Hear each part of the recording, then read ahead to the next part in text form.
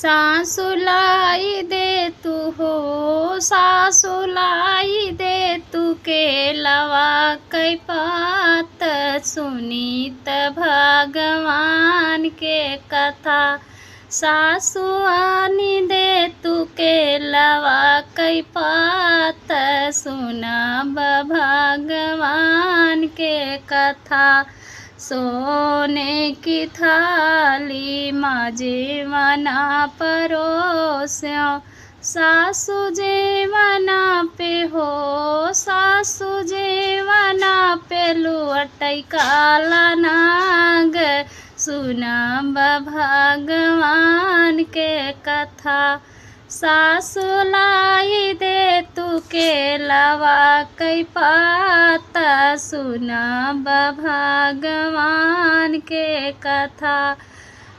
झरई गेड़ूलवा गंगा जल पानी, सासु घाड़ीला पे हो, सासु घाड़ीला पे लुअटई काला नाग सुनब भगवान के कथा।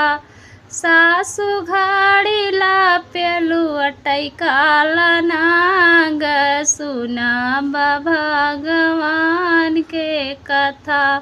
सासु आनी दे तू के लवा कई पात सुनब भगवान के कथा। लावंगा इलायची कबीरवा लगाया, सासु बीरवा पे हो, सासु बीरवा पे लुअटई काला नाग सुनब भगवान की कथा।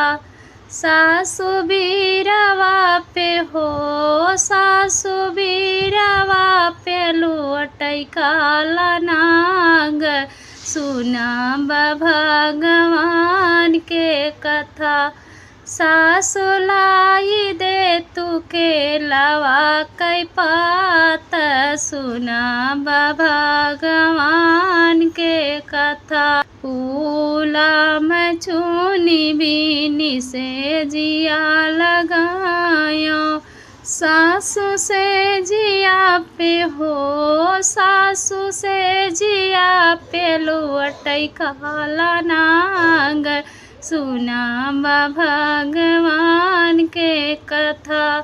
सासु लाई दे तू के लवा कई पात सुनीत भगवान के कथा। सासु आनी दे तू के लवा